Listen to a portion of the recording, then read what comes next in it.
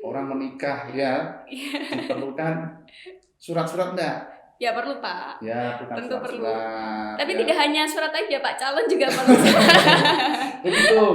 Sampai nanti orang itu mati meninggalkan waris ya, harta waris diperlukan juga. Itu profesi-profesi hukum nanti di situ. Itu.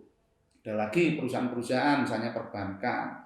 Dia perlu seorang yang memahami tentang kontrak ya, perjanjian itu, kemudian menangani kredit macet bagaimana, sampai eksekusi bagaimana.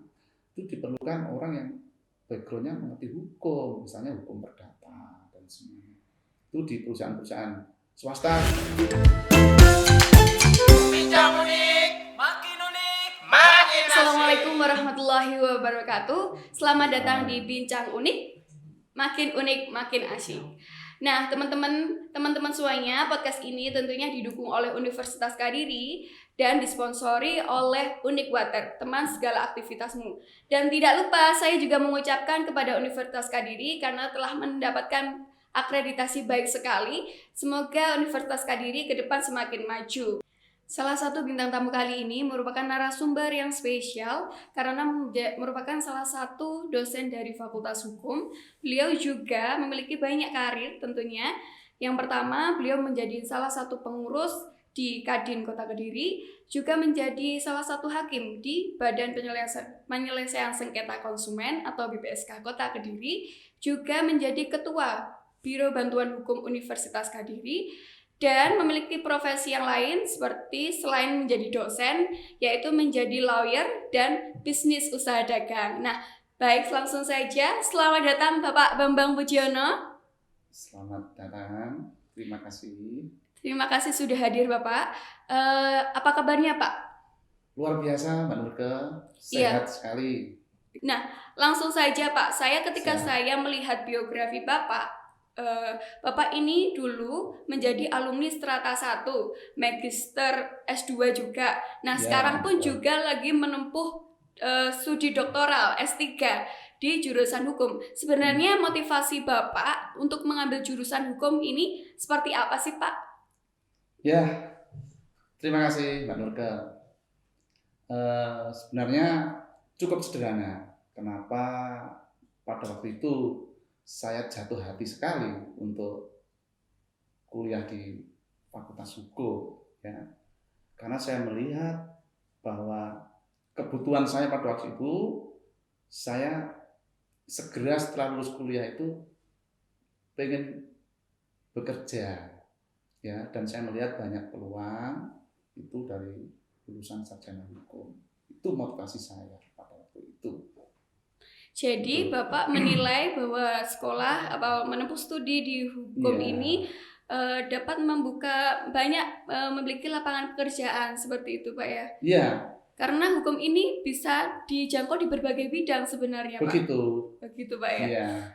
Nah, ngomong-ngomong tentang peluang kerja di jurusan hukum, karena kita tadi sudah menyangkut Bapak karena alasannya karena lapangan pekerjaan, kita sambung saja ke peluang kerja di Fakultas Hukum. Kira-kira apakah memang di Fakultas Hukum ini memiliki peluang kerja yang banyak?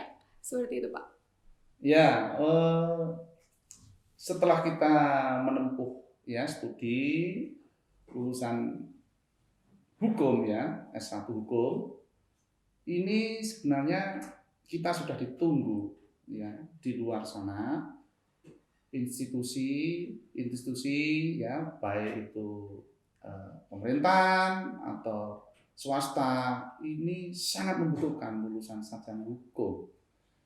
Misal kita dapat menjadi legal ya di perusahaan swasta, perbankan.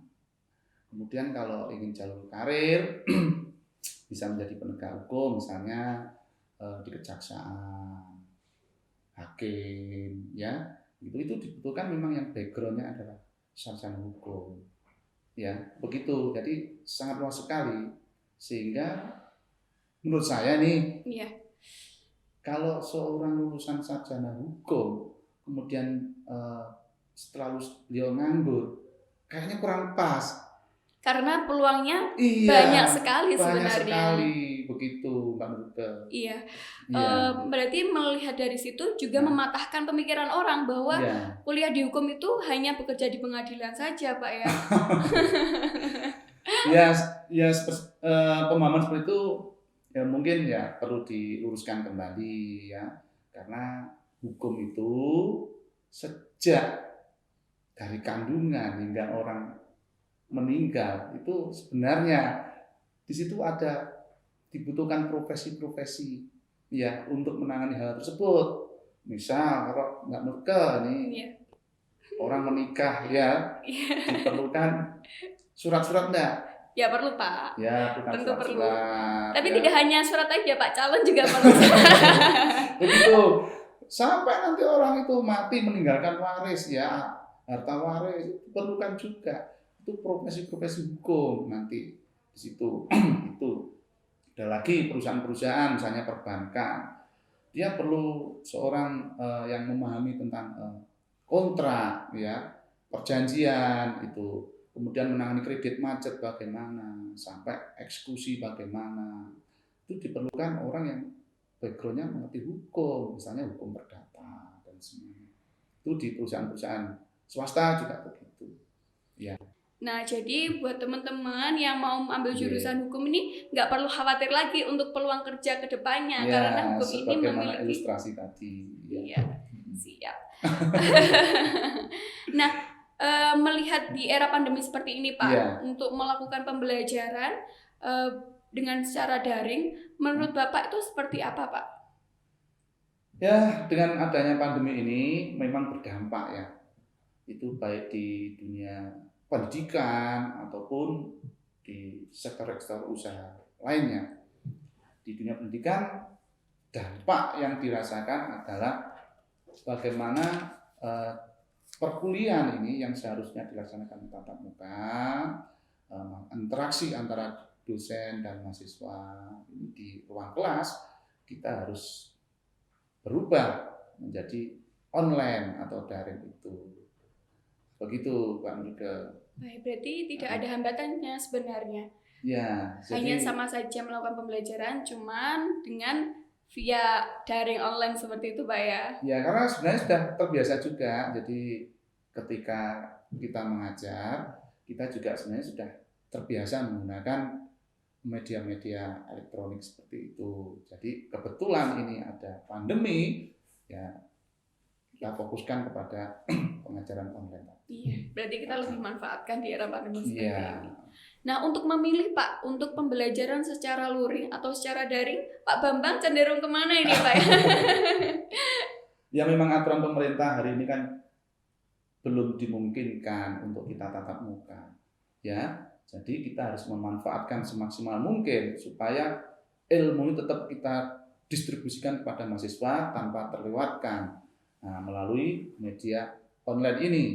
Toh kalau untuk suruh memilih, ini bukan karena suatu pilihan, tetapi bagaimana kita mencari yang terbaik sehingga proses belajar mengajar ini bisa berjalan dengan lancar. Apapun itu ya, baik online ataupun melalui luring ya. Iya. Berarti baik dengan daring ataupun Iya. dengan luring ini asalkan pembelajaran tersampaikan sih oke-oke aja seperti itu, Pak ya. Nah, kira-kira nih Pak, apabila saya berminat mengambil jurusan hukum, nah mungkin teman-teman juga ada yang berminat mengambil jurusan hukum. Nah, ada keraguan sendiri sebenarnya Pak, ketika saya mengambil jurusan hukum, mau mengambil jurusan hukum. Keraguannya ini mungkin karena saya memikirkan bahwa di mahasiswa hukum ini diharuskan untuk menghafal undang-undang seperti itu, Pak. Nah, kan saya jadi khawatir takut kalau tidak hafal kan sebegitu banyaknya seperti itu. Gimana Pak itu? Apakah memang harus hafal atau gimana? Ya, pada prinsipnya setiap orang itu semakin banyak membaca, itu membuka wawasan ya, membuka wawasan dan menambah keilmuannya. Makin banyak membaca, makin luaslah pengetahuannya. Jadi kalau ngambil kuliah ini di Fakultas Hukum harus hafal undang-undang. Kami selama ini ya bahwa hukum ini itu harus dipahami. Bagaimana bisa paham? Maka dia harus secara detail dia membaca, termasuk yang dimaksud tadi peraturan perundang-undangan dan sebagainya, membaca sehingga mengetahui dan kemudian memahami secara jelas apa itu hukum, khususnya undang-undang yang dimaksud tadi. Untuk menghafal dan semuanya bukan tujuan utama, tapi adalah mahasiswa itu memahami ya secara umum itu tentang hukum, khususnya yang dimaksud tadi perundang-undangan gitu ya. Iya, begitu, Jangan Pak. khawatir ya, makanya banyaklah membaca. Iya. Berarti tidak harus menghafal sebenarnya. Cuma harus paham aja sebenarnya apa yang dimaksudkan, apa substansi yang diikat dibahas seperti itu. Toh juga kalau kita mau belajar gak ada yang sulit, Pak ya. Ya karena begini, sebenarnya misalnya saya kasih contoh ya, kita membaca tentang kitab undang-undang hukum pidana.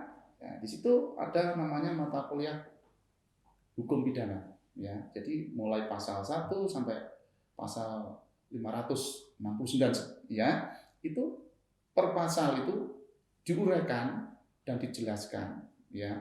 Jadi misalnya dengan topik misalnya unsur-unsur pidana, itu pasal misalnya pasal penggelapan ya 372, ini unsurnya apa aja.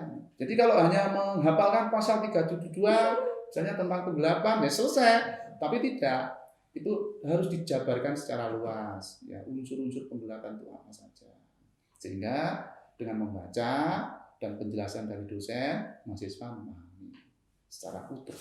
Berarti seperti itu, Pak ya. Gitu. Nah, untuk dari segi prakteknya dari mahasiswa ini, apakah setiap mahasiswa diberikan kesempatan untuk praktek langsung, Pak, di Fakultas Hukum ini? Ya, itu Mbak Nurke. Ini yang sangat menarik sekali kalau ada rekan-rekan atau mahasiswa yang bergabung di Fakultas Hukum Universitas Kediri. Kebetulan saya kan juga menjadi ketua Biro Bantuan Hukum.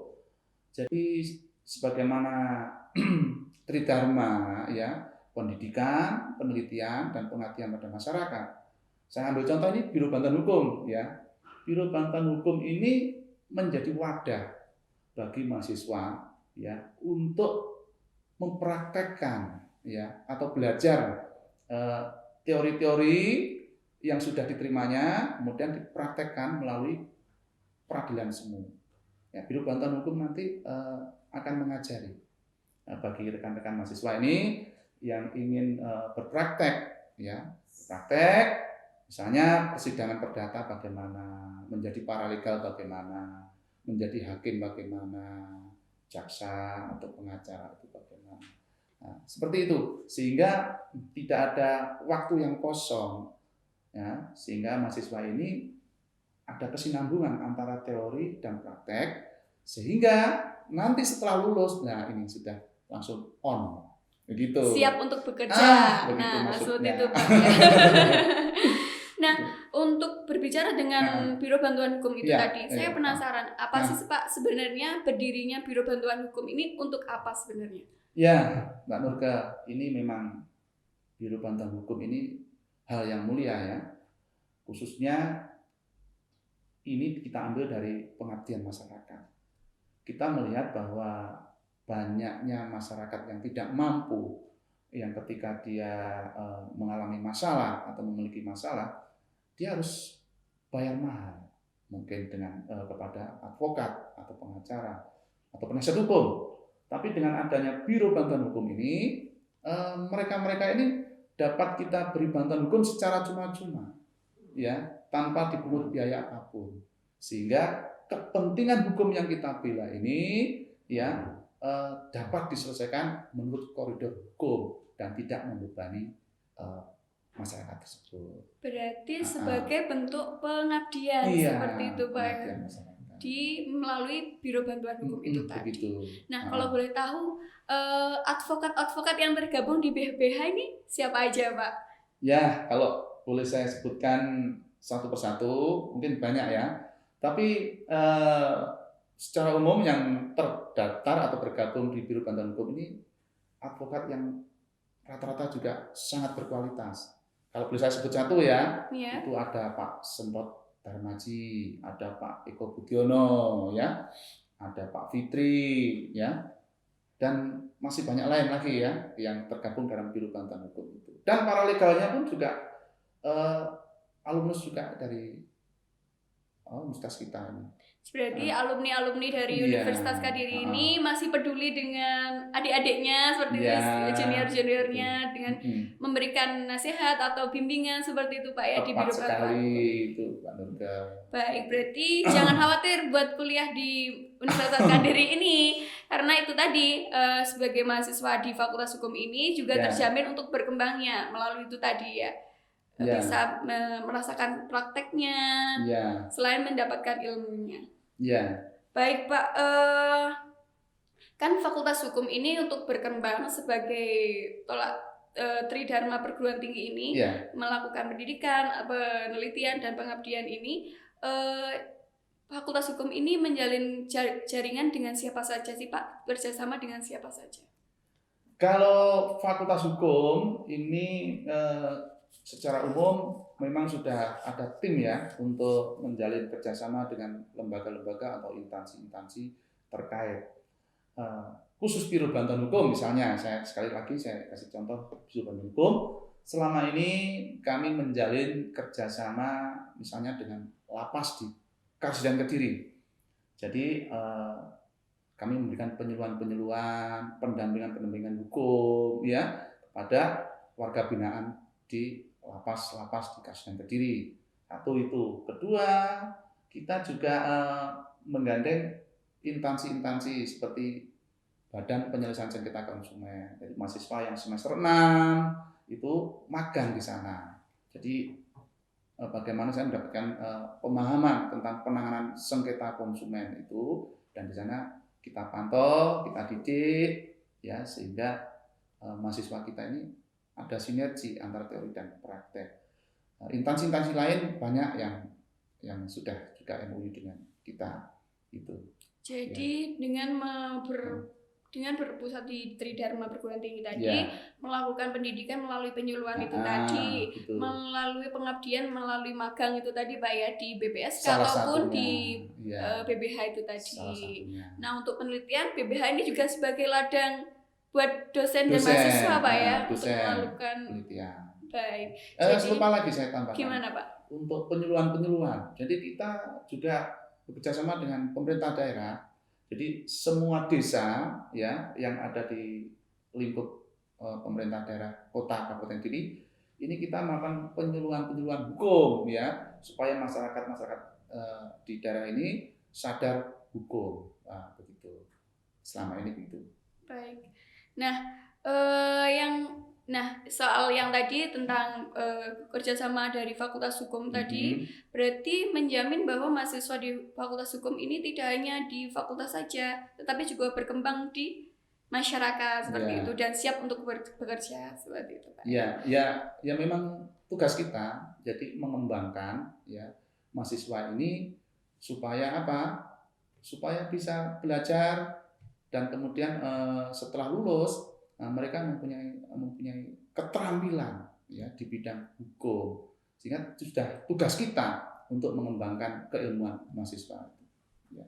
Baik, sebelum ke pertanyaan terakhir Pak, saya tuh penasaran. Ketika saya tuh mendengar Fakultas Hukum, pasti pandangan saya orang-orang Fakultas Hukum atau profesi di hukum itu memiliki sifat yang tegas seperti itu, berwibawa seperti itu. Apakah memang benar seperti itu, Pak?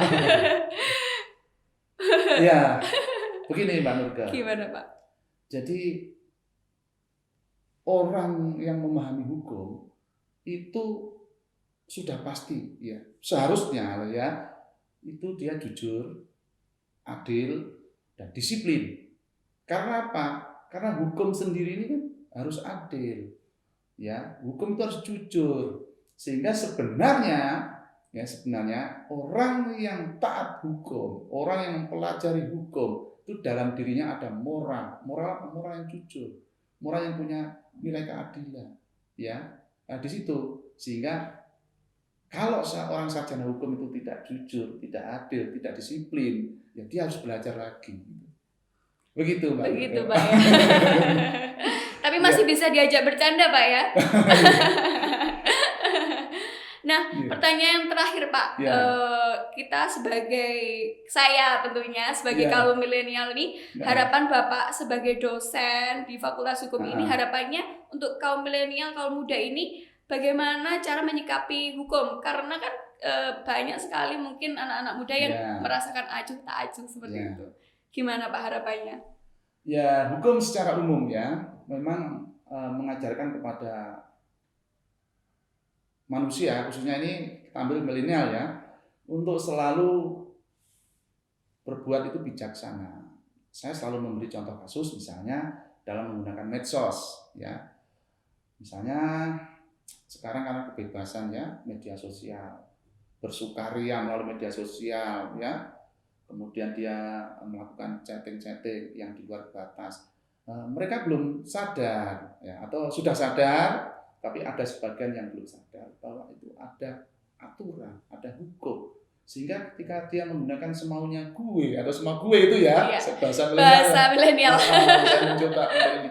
Itu tanpa sadar ya, dia itu sudah dapat dijerat oleh hukum tadi. Sehingga harapan saya bagi anak milenial ini, kaum milenial ini, belajarlah hukum, ya, belajar hukum, kemudian gunakanlah keilmuan hukum itu untuk kebaikan.